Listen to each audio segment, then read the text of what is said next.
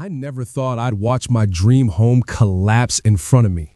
All because of a tree I didn't even cut down.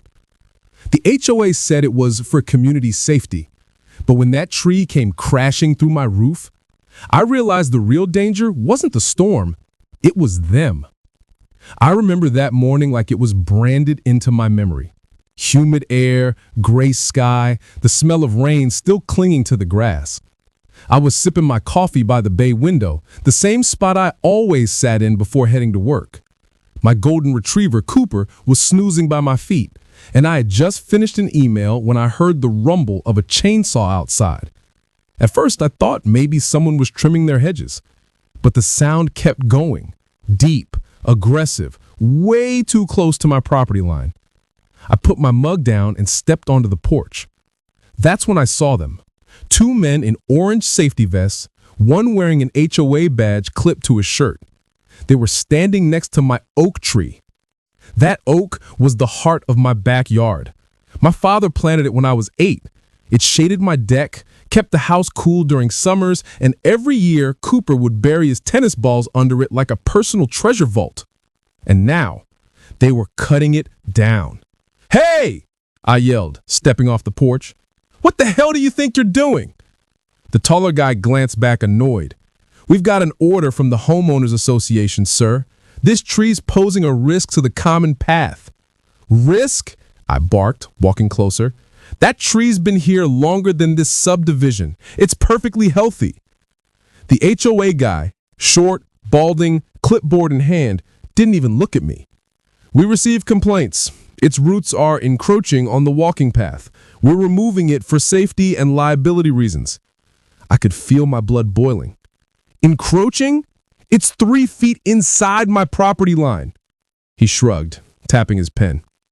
"Sir, if you have an issue, bring it up at the next HOA meeting. We're just following orders." And with that, the chainsaw roared back to life again. I stood there, helpless, watching chunks of bark fly into the air like brown snow. My fists clenched. I wanted to call the cops, but technically the HOA had legal access to shared easements, and I didn't want to cause a scene that would get twisted against me. So I did what any sane man would do. I pulled out my phone and recorded everything.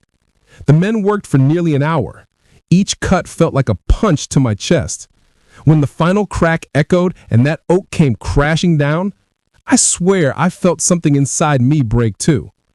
The tree landed on the grass with a heavy thud, roots torn from the earth. The stump looked like an open wound. After they left, I walked over and touched the splintered wood. The smell of fresh sap mixed with gasoline burned my nose. Cooper whined beside me. I muttered under my breath, "They'll pay for this. Somehow, they'll pay." That night, the storm rolled in. Heavy rain, violent winds, thunder that rattled the window panes. I remember standing in the kitchen, staring out the back door at the empty space where the oak used to be. It was strange. The backyard looked wrong, almost naked. Then, around midnight, I heard it. A loud, bone-shaking crack. I bolted upright. The power flickered out. Cooper barked and darted toward the living room. My instincts told me something was wrong, terribly wrong. I grabbed a flashlight, ran toward the noise, and froze. The ceiling, my ceiling, was caved in. A massive tree trunk had smashed through the roof and split the living room wall in half. Water poured in through the gap, soaking everything. For a moment, I couldn't process what I was seeing. Then I realized what had happened. The oak they cut had been shielding the house from the slope of the hill behind my property. Without its roots holding the soil, the next tree up the hill had loosened and fallen right into my home. I ran outside in the rain, light bouncing off sheets of water. The tree that hit my house wasn't mine. It was from the common land managed by the HOA. My heart was pounding as I took it all in. My home, my safe place, was destroyed. The next morning, after the storm cleared, I called the HOA office. "Good morning, Maple Creek HOA. This is Linda," a chipper voice answered. I didn't even let her finish. "Linda, this is David Turner from Willow Lane. You guys cut down my oak tree yesterday, and now a tree from your property crushed my house." There was a pause. Paper shuffled. "Oh, goodness," she said in that practiced customer service tone. "I'm so sorry to hear that, Mr. Turner. I'll make a note of the incident." "A note?" I snapped. "Linda, I need help. The roof is gone, my living room is destroyed, and my insurance says your negligence caused it." She hesitated. "Mr. Turner, our records indicate that the tree removal was for safety reasons. We're not liable for damage caused by acts of nature." I gripped the phone tighter. "Acts of nature? You created the risk. You removed the barrier that kept that hill from collapsing." Her tone changed, cold, distant. "Sir, if you'd like to dispute our decision, you can file a complaint with our legal department. Is there anything else I can help you with today?" I wanted to scream. Instead, I hung up and just stood there in the wreckage. Rain dripped from the ceiling into buckets I'd set up overnight. The air smelled like mold and broken wood. Cooper lay on his bed looking at me with those sad brown eyes, like even he knew we were in trouble. That night, I called my lawyer. "David, this is bad, really bad, but you might have a case." For the next few days, I documented everything. Drone shots of the fallen tree, photos of the missing oak stump, survey maps showing the property line. I found emails from the HOA about the tree hazard, including one that said the removal was to improve community visibility for resale appeal. Visibility, not safety. That's when I knew this wasn't just negligence, it was greed. By the end of the week, the repairs were estimated at $120,000. The HOA still refused to pay a cent. My insurance company said their policy excluded damage caused by third-party landscape alteration. That's when I decided I was going to sue, not just for the damages, but for everything. The morning after the storm felt eerily calm, too calm. The air was still heavy with the scent of wet soil and splintered wood. My once perfect home now looked like a war zone. Roof panels dangled like torn skin, insulation spilled out like cotton, and muddy footprints tracked across my hardwood floors from the cleanup crew. But what really haunted me wasn't the damage, it was the silence from the HOA. Not one board member had called, not even a "we're sorry." Just a formal letter taped to my broken mailbox. "Dear Mr. Turner, the Maple Creek Homeowners Association sympathizes with your situation. However, per Section 14B of our community policy, the HOA cannot be held liable for acts of nature or damage resulting from unforeseen weather-related incidents. Respectfully, the Maple Creek Board of Directors." Unforeseen incident? They cut down the tree that prevented it. I stood there in disbelief, the paper damp from the morning dew. Cooper barked at the letter as if he knew it was trouble. That's when I decided I wasn't going to be ignored. I spent the next few days collecting everything. Emails, HOA newsletters, meeting notes, photos from my security cameras. My lawyer, Marcus, met me at my half-destroyed kitchen table that Friday morning. He leaned over the debris-covered counter, scrolling through my laptop. "You've got enough here to make them sweat," he said, "especially this email." He pointed at one message from the HOA president, Carol Peterson. "Tree removal should begin immediately. The view obstruction is impacting new home sales along Willow Lane." Marcus whistled. "That's gold, David. They removed that tree for aesthetics, not safety. That's gross negligence, and now your property is destroyed because of it." I nodded, though my stomach was in knots. I wasn't the type to start fights. I just wanted peace. But this was different. They'd taken something from me that no amount of money could fix. My sense of safety. My home. "Let's file the lawsuit," I said quietly. Marcus smirked. "I thought you'd say that." A few days later, the HOA board called an emergency meeting to discuss recent community concerns. I showed up, dressed in jeans and a collared shirt, still smelling faintly of drywall dust. The meeting was held in the local clubhouse. Polished floors, fake smiles, and that fake sense of neighborhood harmony everyone pretended to believe in. Carol Peterson sat at the head of the table. Mid-50s, perfectly ironed blouse, pearls around her neck. She smiled at everyone except me. "Let's get started," she said in her smooth, rehearsed tone. "We're here to discuss landscaping compliance and community safety updates." I raised my hand immediately. "Before we talk about grass heights and mailboxes, can we discuss the fact that your safety update crushed my house?" The room went dead quiet. Carol blinked. "Mr. Turner, we're sorry for your situation, but as we've stated—" "No, you're not sorry. You ordered a tree removed from my property without proper notice, and it triggered a landslide that destroyed my home. I have proof." I pulled out printed copies of their emails, dropping them on the table. The sound echoed across the room. One of the other board members, a man named Steve, shifted uncomfortably. "Carol, I thought the removal was for safety reasons." Carol shot him a glare. "It was, Steve. The roots were cracking the pathway. We made a collective decision." "Then explain this," I said, tapping the email Marcus found. "The view obstruction is impacting new home sales along Willow Lane." Murmurs filled the room. Someone whispered, "Oh, she's in trouble." Carol's smile faltered. "Mr. Turner, that email was taken out of context. You'll hear from our counsel if you continue these baseless accusations." I leaned forward, my voice low but steady. "Good, because my lawyer will be reaching out too, and we'll see what a judge thinks about your context." I gathered my papers and walked out. My hands were shaking, not from fear, but from the raw adrenaline of standing up to her. The next week, I became that guy in the neighborhood, the one everyone whispered about. People would slow down as they drove by, staring at the blue tarp covering my roof. Some neighbors avoided eye contact, afraid to get involved. Others quietly showed support.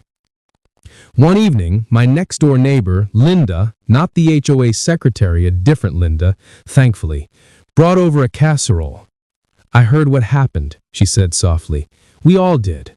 Carol's been pushing too far for years." She lowered her voice. "You know her husband is in real estate, right? The HOA has been approving changes to boost the curb appeal for his listings." That stopped me cold. "You're kidding." Linda shook her head. "Nope. And rumor has it, your oak tree was blocking the lake view from one of his spec homes." Everything clicked. It wasn't just vanity, it was profit. I thanked her, took the casserole, and closed the door. Then I sat down, staring at the dish, realizing this whole ordeal might go deeper than I thought. Marcus filed the lawsuit 2 weeks later. Turner versus Maple Creek HOA. Negligence, property damage, unauthorized alteration, emotional distress. The HOA's lawyer, a man named Richard Cole, responded within days, arrogant, smug, and dismissive. He claimed that the HOA was well within its authority and that the damage was the result of an unforeseen act of God. An act of God. They loved that phrase. We filed for discovery, and that's when things got interesting. Marcus called me late at night. "David, you're going to want to see this." He sent over documents, internal HOA communications that had been obtained through legal disclosure. One stood out. "If Turner refuses to comply, we'll proceed without notice. His tree obstructs property visibility along the shared pathway. Remove it before the open house on Saturday." Open house. They'd timed the removal to boost home sales for Carol's husband's listings. They hadn't just acted recklessly, they'd profited from it. Marcus laughed darkly. "They're done for. This isn't negligence, this is willful misconduct." I sat there staring at the email, a mix of relief and fury swirling inside me. So what happens next? He's sue for everything: damages, legal fees, emotional distress, and punitive damages. You could be looking at a $500,000 settlement, maybe more. $500,000? But honestly, at that moment, the money didn't even matter. I just wanted them to feel what they'd done, to lose sleep like I had, to wake up every day wondering if justice would finally catch up to them. The first court hearing was set for mid-April. The HOA lawyer tried to dismiss the case, but the judge wasn't having it. When Carol walked into the courtroom that day, her perfect composure cracked just a little.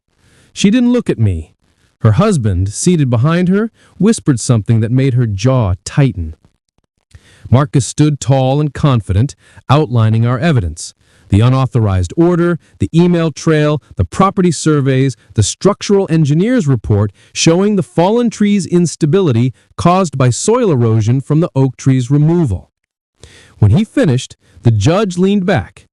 "This seems like a clear case of negligence. Motion to dismiss is denied." I caught Carol's eyes for just a second. She looked furious, but beneath that, I saw something else: fear. That night, I finally slept soundly for the first time in weeks. But the battle wasn't over. The HOA wasn't backing down, not yet.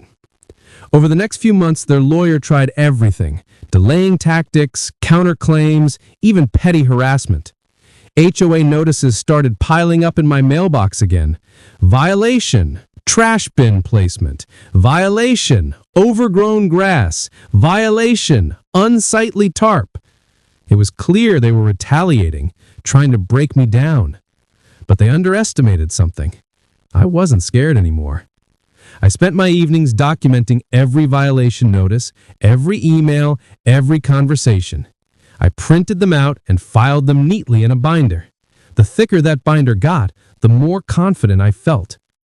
One night, while reviewing paperwork, I found something buried in the HOA's own bylaws, a clause stating that any unauthorized modification of private property without written consent from the owner is strictly prohibited and subject to full liability.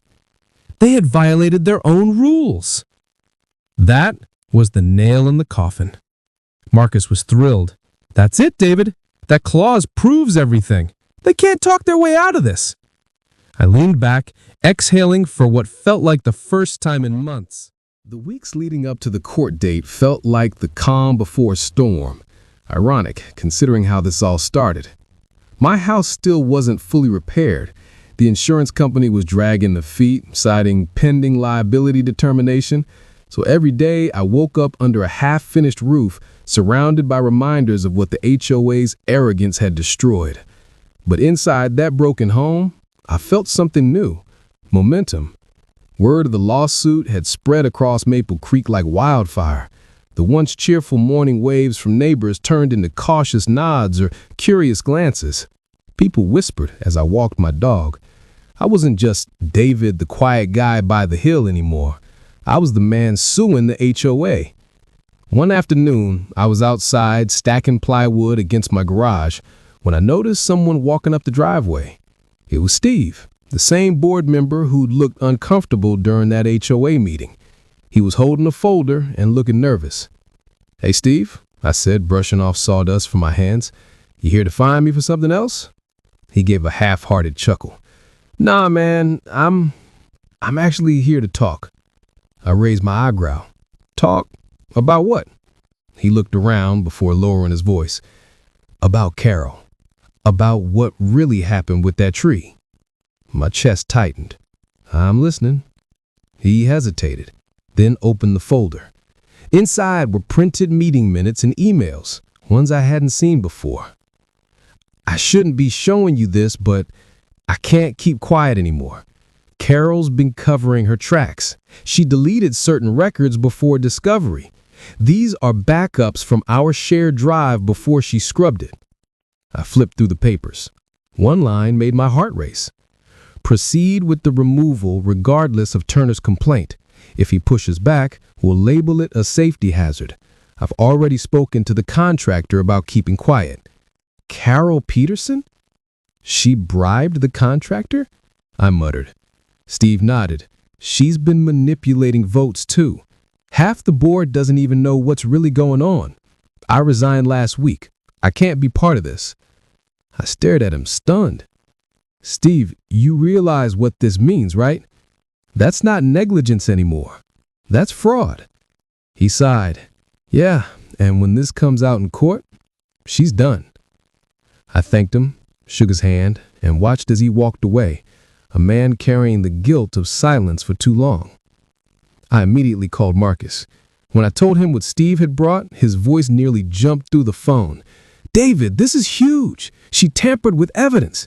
We're adding obstruction and bad faith conduct to the suit." That night, I couldn't sleep. Not because of fear, but because I realized this wasn't just about my home anymore. Carol had built her little HOA kingdom on lies, intimidation, and power plays, and now it was all about to crumble. By the next court session, the energy had completely shifted. Marcus laid out Steve's documents like a deck of cards, each one worse than the last. Internal emails, deleted vote logs, and even a contractor invoice signed off by Carol personally. When Carol took the stand, her mask cracked under pressure. "Mrs. Peterson," Marcus said, pacing slowly in front of the witness stand, "did you authorize the removal of a 70-year-old oak tree located on Mr. Turner's private property?" She said through clenched teeth. "I followed the board's decision." Marcus nodded. "Understood. Then can you explain why this email," he held up the printed page, "states that you ordered the contractor directly without a vote?" Her face flushed red. That's out of context." Marcus smirked. "I'm sure it is. Just like the missing meeting notes you deleted." Her lawyer objected. The judge overruled. Carol's voice trembled. "I didn't delete anything. I followed proper procedure." Marcus leaned forward on the podium. "Ma'am, the HOA's bylaws prohibit board members from altering records during an ongoing dispute. Yet we have timestamps showing you accessed those files hours before they disappeared. Would you like to explain that?" She froze. The room was dead silent. Even the HOA members seated behind her, the same ones who once nodded obediently at her every word, now stared at her with disbelief. When the session ended, Carol avoided my gaze as she left the courtroom, but her husband stopped near the door, glaring at me. "You think this is over?" he hissed. "You're destroying our community." I stood up slowly, meeting his stare. "No," I said calmly, "I'm saving it." The following week, something incredible happened. Homeowners began reaching out. People who once stayed silent started sharing their own stories. Fines for Christmas decorations, threats for repainting without approval, harassment for minor landscaping choices. I realized Carol's behavior had infected the entire community for years. Linda, my neighbor, knocked on my door one evening, holding a binder of her own. "You're not alone, David. Look at this." Inside were letters, dozens of them from neighbors who had faced the HOA's wrath. Some even contained photographs of Carol trespassing to inspect backyards. It was a pattern: intimidation, retaliation, silence. Marcus couldn't believe the volume of evidence. He said, "This is becoming a class action level case. If these homeowners join, the HOA is finished." I exhaled slowly, realizing how big this had become. What started as one man's fight for his destroyed home had turned into a reckoning for an entire neighborhood. By June, the HOA's insurance company had stepped in, desperate to settle. But Marcus advised me to hold firm. They'll lowball it first. Don't give in. They're scared, and they should be. We met with the insurance's representatives in a tense mediation session. They slid a check across the table. $250,000 to resolve all claims. Marcus laughed. "That barely covers the rebuild." I added quietly, "And what about accountability?" The room went quiet. The insurance's rep sighed. "We can discuss non-monetary terms, leadership changes, public apology." Marcus interrupted. "Try $500,000, and Carol resigns immediately." The rep's jaw clenched. "That's not reasonable," Marcus smirked. "Neither is destroying a man's home." They asked for a recess. When we returned an hour later, the mood was different. Carol wasn't there anymore. Her lawyer handled the rest, tight-lipped and pale. "Fine," he said finally. $500,000, full settlement, and Carol will step down as president effective immediately. I just stared at him. It felt surreal. Marcus extended his hand. Deal. I didn't smile, not yet, because while the victory was close, part of me was still numb. I thought about the day the tree fell, the sound, the destruction, the fear, and I thought about how it all could have been avoided if someone had just done the right thing from the start. The story spread fast after the settlement. Local news outlets picked it up. "Homeowner wins $500K after HOA debacle," the headlines read. Reporters showed up to my rebuilt house asking for interviews. I did one, just one, not for attention, but for awareness. I told them, this isn't about money. It's about accountability. Too many HOAs forget they're supposed to serve the community, not control it. The clip went viral on social media. People across the country shared their own HOA horror stories in the comments. I realized then my story wasn't just mine anymore. It belonged to everyone who'd ever been bullied by people hiding behind rules and titles. A few weeks later, I was walking my dog near the lake when Steve caught up with me again. "She's gone," he said. "Carol sold her house, moved out of state." I nodded.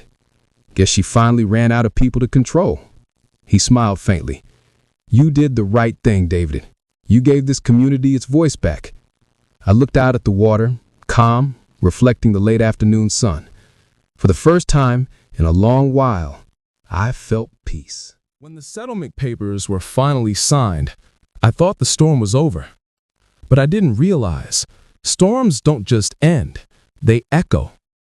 The $500,000 payout made headlines across the state. Every HOA board member, property manager, and suburban busybody with a clipboard read my story and probably felt their blood pressure spike. But inside Maple Creek, the fallout was nuclear. Carol was gone, but the mess she left behind, that was just beginning. The first HOA meeting after her resignation felt surreal. For the first time in years, there was no Carol banging a gavel or barking about bylaws. The community center was packed, people standing against walls, some holding their copies of the news article. Steve sat at the front table, now the interim president. He looked nervous, but resolute. He cleared his throat. "First order of business, reinstating transparency. From now on, all financials and votes will be open to homeowners." The crowd actually applauded. Then, to my shock, Steve turned toward me. "And before we move forward, I'd like to acknowledge David Turner." All eyes turned. My stomach tightened. "He stood up for himself," Steve continued, "and in doing so, he stood up for all of us. We may not all agree with how it happened, but he made us confront something ugly, that we'd allowed fear to replace fairness." Someone in the back started clapping, then another, and suddenly the entire room was on their feet. I didn't know what to do. I just nodded, overwhelmed. For the first time since this nightmare began, I didn't feel like an outcast. I felt vindicated. Over the next few weeks, the HOA began to unravel layer by layer. Auditors were brought in. They discovered thousands of dollars in misused funds, expenses for landscape assessments that led straight to Carol's personal contractor. She'd even billed the HOA for consulting hours. The homeowners were furious. A petition formed to pursue separate legal action against her personally. Marcus called me one afternoon with a quiet satisfaction in his voice. "Looks like the state attorney's office is reviewing your case. They're investigating potential fraud and obstruction of justice." I didn't gloat. I didn't even smile. But deep down, I felt something I hadn't felt in a year. Justice taking root. Meanwhile, my home was finally being rebuilt. The new oak frame beams stood taller, stronger. The construction crew, good guys from a local company, worked fast, careful, respectful. Sometimes I'd stand in the front yard, coffee in hand, watching the walls go up where the old ones had fallen. One morning, my foreman, Bill, waved me over. "Hey man, we're gonna need to dig a bit deeper near where the old tree came down. You sure you want to replant another one here?" I smiled faintly. "Yeah, a new tree. Different roots." He nodded. "I like that." So we planted a young oak. Strong, green, full of life. A symbol of starting over. But the peace didn't last long. One evening, I got a knock on my door. When I opened it, a reporter stood there. Young, eager, holding a mic. "Mr. Turner, mind if we ask how it feels knowing your case might trigger a statewide HOA reform bill?" I blinked. "A reform bill?" She nodded. "Several legislators have cited your story while drafting homeowner rights protections, particularly against overreach and unauthorized property interference." I couldn't believe it. My little neighborhood disaster had reached the state capitol. "I didn't set out to make a law," I said quietly. "I just wanted them to take responsibility." The reporter smiled. "Sometimes one fight changes more than you expect." A week later, I attended another HOA meeting, not as a defendant, not as a victim, but as a neighbor. People were different now.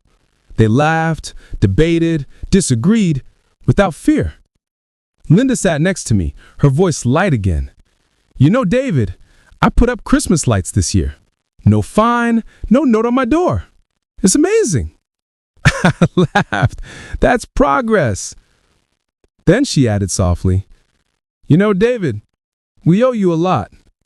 I shook my head. "No, you just needed to remember what power feels like, the good kind." But while the community healed, Carol's world crumbled. The local paper released an expose on her, the fall of the HOA queen, they called it. Turns out, she'd been involved in multiple shady associations before Maple Creek, each time leaving just before investigations caught up with her. Neighbors whispered she'd moved to Arizona.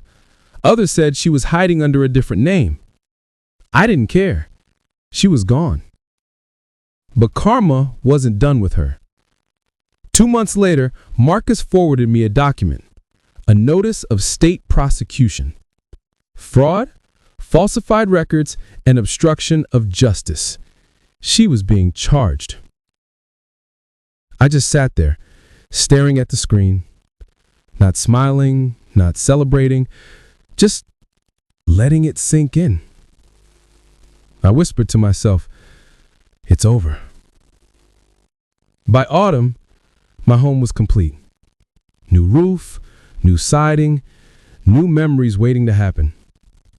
The insurance finally cleared, and between that and the settlement, I was debt-free. I hosted a small gathering, neighbors, workers, Marcus and Steve. We grilled burgers in the backyard under the new oak. Steve raised his beer, to rebuilding and to never letting power blind us again. Everyone clinked bottles. I looked up at the sky, orange with sunset, the trees swaying gently in the breeze, and for the first time, I didn't see the past. I saw the future. But the most emotional moment came later that night when I found a letter in my mailbox. No return address, just my name. Inside was a single line, handwritten. "I was wrong. I let pride destroy everything. I hope you can forgive me. C." I stood there for a long time, the letter trembling in my hands. I didn't know if I could forgive her. But I did know this. I no longer needed to hate her. Because in the end, the real victory wasn't the money or the headlines. It was freedom. Freedom from fear. Freedom from silence. Freedom to live again. The first snow of the season fell quietly that December morning. Flakes drifted down like tiny white feathers, covering every roof, mailbox, and lawn sign in Maple Creek. From my porch, I watched the neighborhood come alive. Kids running with sleds, parents waving from driveways, a quiet peace that had once felt impossible here. It had been almost a year since the tree fell, since my life and this community split open. And now, somehow, everything felt whole again. Inside, the smell of cinnamon and pine filled the house. My sister had sent over a wreath, and the new oak tree in the front yard stood wrapped in white string lights. It was beautiful. It was mine. I poured myself a cup of coffee and sat by the window. From here, I could see the spot where the old oak had once stood, its shadow long gone, but never forgotten. Sometimes I still woke up in the middle of the night, half expecting to hear that awful cracking sound again, the sound of wood splitting, glass shattering, and the life I'd built collapsing beneath it. But those memories didn't own me anymore. They were just echoes now. A knock came out the door. When I opened it, Marcus stood there. Same confident grin, same worn leather briefcase. "Morning, counselor," I said, laughing. "You still working weekends?" He shrugged. "For you? Always. Mind if I come in?" We sat at the kitchen table. He set down a folder and slid it toward me. "What's this?" I asked. He leaned back. "Closure." I opened the folder. Inside were the final documents, Carol's plea agreement, the HOA's restructuring plan, and a letter from the county confirming the case was officially closed. Fraud conviction, community service, fines, barred from any HOA leadership for life.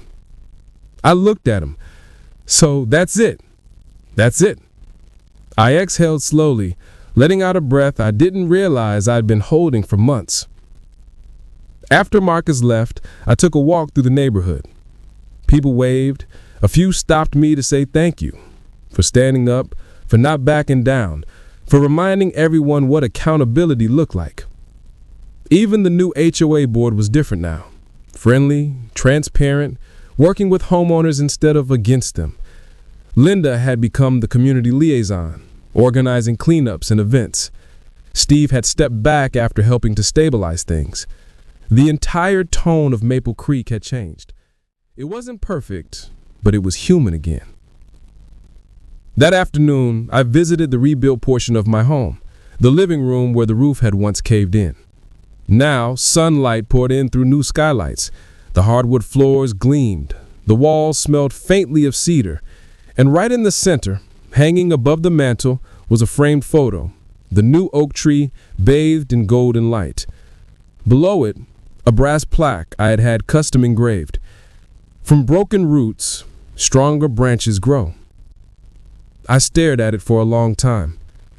That tree wasn't just a symbol anymore. It was a reminder that even when everything falls apart, you can rebuild piece by piece and come out stronger than before. A week later, a letter arrived from the state Senate. I opened it cautiously, half expecting another HOA notice. Instead, it was a formal acknowledgement. "Your case has inspired legislative reform. A new bill ensuring homeowners' property rights and limiting HOA authority has been approved for discussion in the upcoming session. Thank you for standing your ground." I laughed softly. Me, just the guy who wanted his house back, now the spark behind the law. Funny how justice sometimes starts in the smallest places. That night, I invited a few close friends over. The fireplace crackled, soft jazz played in the background, and the air was full of warmth and quiet conversation. Linda raised her glass. To rebuilding and to never letting fear decide our lives again. We all clinked glasses, and for the first time since that terrible morning, when my world literally came crashing down, I felt peace. Later, when everyone had left, I stepped outside one last time. Snow blanketed the street in silver light. The new oak tree stood tall in the front yard, its branches dusted with frost, lights glimmering gently through the flakes. I reached out and touched the trunk. Rough, strong, alive. And I whispered, "We made it." In the end, I learned that justice isn't always about winning. It's about standing tall when everything around you falls apart. The HOA took my home, my peace, and almost my faith in people. But they also gave me something I never expected: the strength to fight back and the voice to make a difference. If there's one thing I tell anyone facing something like this, is this: never let fear silence what's right. Because when you stand your ground, even the biggest storms can become the soil where something stronger takes root.